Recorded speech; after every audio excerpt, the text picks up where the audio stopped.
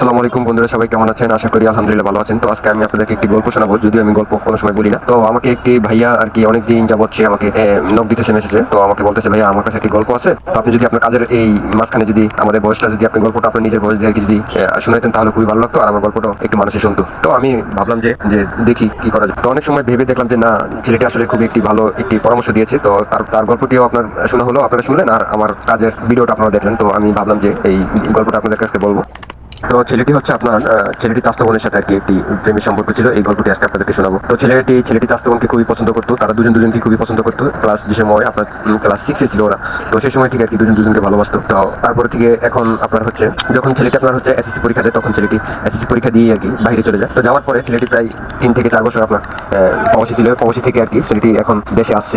ছেলেটি যখন প্রবাসে যায়, তো ছেলেটি চাস্তো বোনের সাথে তার অনেক সবসময় কন্টিনিউ কথা হতো, আপনার যোগাযোগ ছিল। তো ছেলেটি বাড়িতে আসার পরে ছেলেটি কাউকে বাড়িতে না বলে তার যে গার্লফ্রেন্ড, তো তাকে আর কি আপনার হচ্ছে একটি সারপ্রাইজ দিবে। তো সে কাউকে না বলে আর কি বাড়িতে চলে আসে। আসার পরে তো তার চাস্তো বোনের সাথে বাড়িতে সবার সাথে দেখা করার পর চাস্তো বোনের কাছে যায়। যাওয়ার পরে ছেলেটি দেখে তার চাস্তো বোন এখনো জানে না আর কি, তার মামুর সাথে দেখা করে আর তার কাকির সাথে দেখা করে। তো ঘরের ভিতরে ঢুকে যায়, সে আমার ভিতরে বসে বসে আপনার হচ্ছে ফোন টিপছিল। তো সে সরাসরি তার চাস্তো বোনের রুমে চলে যায়। তো তারা যেহেতু আপনার যৌথ ফ্যামিলি, তো তাদের বিষয়টা হচ্ছে আপনার কেউ কোনো সময় মাইন্ড করতো না। তো তারা তাদের মতো আপনার কথাবার্তা বলতো, কেউ কোনো কিছু মাইন্ড করতো না, যেহেতু যৌথ ফ্যামিলি ছিল। তো তারপর ছেলেটি তার চাস্তো বোনের কাছে যখন যায় আপনার, তো সে আরেকটি ছেলের সাথে কথা বলছে। তো দেখে সে আপনার ফোনটি হাতে নিল, হাতে নিয়ে আর কিছুই বলেন তার চাস্তো বোনকে। তো কিছু না বলার কারণে চাস্তো বোন তো অবশ্যই বুঝে গেছে যে না, সে বুঝে গেছে সবকিছু তার। তো তারপর ছেলেটি বাড়ি থেকে বের হয়ে যায় রাত 10টা 11টা 12টা কাছাকাছি যে সময়। ওই সময় সবাই সবাই বাড়ি থেকে ফোন দিতেছে যে ও বাড়িতে আসলো, আইসা কোথায় চলে গেল, কোনো খোঁজ নেই খবর নাই, ফোন বন্ধ। তো সবাই একটা টেনশনে পড়ে গেল। পড়ার পরে তো লাস্ট আপনার যে সময় রাত 12টা কিংবা 1টা, তো ওই সময়টা ছেলেটি ফোনটি আপনার চালু করার পরে আপনার ফার্স্ট কলটা ওনার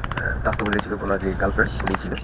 তো কথা ওনার ফোনটা রিসিভ করলেন তার একটা বন্ধুর সাথে সে বসেছিল, মনটা খারাপ ছিল এই ঘটনা দেখে। তো তারপর সে তাকে অনুরোধ করে, তার চাচাকে অনুরোধ করে, তো সে যেন বাড়িতে চলে আসে, না হয় সে আত্মহত্যা করবে। তো ছেলেটি ভাবলো যে যে না, আমার এখন আর থাকার কোনো এখানে প্রশ্নে ওঠে না, আর এখানে থাকলে হয়তো একটা রিস্ক হয়ে যাবে, ও হয়তো আপনার কিছু একটা করে ফেলতে পারে। তো ছেলেটি আপনার হচ্ছে সোজা বাড়িতে চলে আসে। আসার পরে ছেলেটি ভেবে নিছে যে আর ক্লাসমেট কাস্টমার আবার বলছে যে ওর আপনার হচ্ছে এই ছেলেটি নাকি ওর ক্লাসমেট হয়, যে ছেলেটির সাথে কথা বলতে দেখছে। তো তারপর আর কি ও আসলো, আসার পরে আপনার হচ্ছে মেয়েটি তাকে কনভিন্স করার চেষ্টা করলো। তো যে কোনো ভাবে আবার তারা সেই কন্টিনিউ আবার তাদের মধ্যে প্রেম চলছে। তো তারপর তারা সিদ্ধান্ত নিলে যে বিয়ে করে, যে তারা ছেলেটি সিদ্ধান্ত নিলে যে সে বিয়ে করবে তার চাস্তো বোনকে। তো এখন তার চাস্তো বোন একটু আপনার হচ্ছে মানে তার চেহারাটা একটু অন্যরকম হয়ে গেল, যে এখন কেন বিয়ে করবো, আমার পড়াশোনার সমস্যা হবে, তাছাড়া এখন ফ্যামিলি জিনিসটা এখন মেনে নেবে না, আর কয়েকদিন পরে হোক জিনিসটা, তারপরে না হয় ভালো হবে, মানে এরকম তালবাহানা মেয়েটি শুরু করলো। ছেলেটি আর বুঝতে বাকি নেই যে মেয়েটি এরকম আপনার হচ্ছে ছেলেটিকে আপনার হচ্ছে একটা আশা দিচ্ছে। তো ছেলেটি বুঝে নিচ্ছে যে তার চাস্তো বোন যেটি, সে আসলে তার নেই, তার কথাবার্তা, তার স্টাইল, হ্যাঁ, তার সবকিছু মিলিয়ে আর কি সে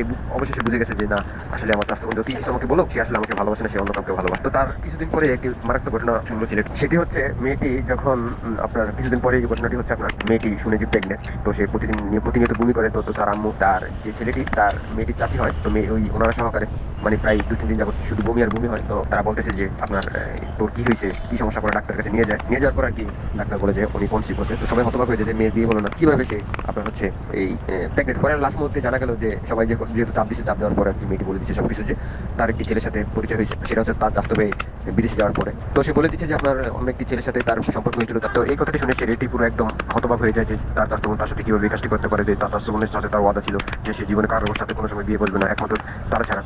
তো সে খুবই আবেগে আপ্লুত হয়ে যায়, সে খুবই কয়েকদিন যাবত নেশা পানি করে। তো তার একটি বন্ধু ছিল, তো সে তাকে কোনোরকম বুঝিয়ে সুঝিয়ে রাখতে বুঝলো। তো এখন সে কোনো রকমই খাওয়া দাওয়া সবকিছু বন্ধ করে দেয়। তারপরে সে অসুস্থ হয়ে যায়, অসুস্থ হওয়ার পরে তাকে হসপিটালে নিয়ে যায়। তো সেখান থেকে ট্রিটমেন্ট হয়ে আর কি কিছুটা সুস্থ হয়। হওয়ার পরে সে আবারও সে আর কি পাগলামি লাগিয়ে দিচ্ছে, যে সে নেশায় প্রবৃত্ত হয়ে গেছিল। তো সেখান থেকে তাকে পরে রিহেবে নিয়ে যাওয়া হয়। তো সে রিহেবে 3 মাস থাকে, থাকার পরে সে এখন বাড়িতে আসে। তো সে আপনার হচ্ছে প্রায় 2-3 মাস যাবত আর কি বাড়িতে থাকে। তো সবাই তার জন্য দোয়া করবেন, তাকে যেন আল্লাহ সঠিক পথটা দেখিয়ে দেয়, তার জন্য তাকে যেন দুর্দশ ক্ষমতা আল্লাহ বাড়িয়ে দেয়। তো আমরাও এখান থেকে আর কিছু শিখবো, যে আমরা এই মেয়েদের থেকে আর কি একটু ভালোভাবে বুঝে শুনে আর কি যা করবেন আপনারা বুঝে শুনে করবেন। এখান থেকে অনেক কিছু শিক্ষণীয় বিষয় আছে। তো যাই হোক, ভিডিওটা খুবই লম্বা হয়ে যাবে, আর আমিও ভিডিও ভালো মতন এডিটিং করতে পারি না, আর ভালো মতন এই যেহেতু ফার্স্ট।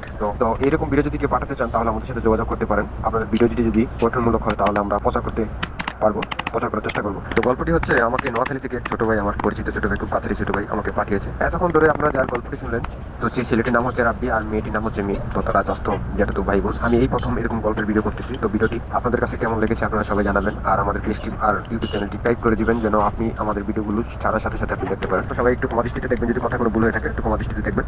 আর ভিডিওটি আপনাদের কাছে কেমন লেগেছে সবাই বলবেন। তো ভিডিওটি আর বড় করবো না, এই পর্যন্তই। যদি সবাই ভালো থাকবেন, সুস্থ থাকবেন, আল্লাহ হাফেজ। দেখা হবে অন্য কোনো ভিডিওতে ইনশাআল্লাহ।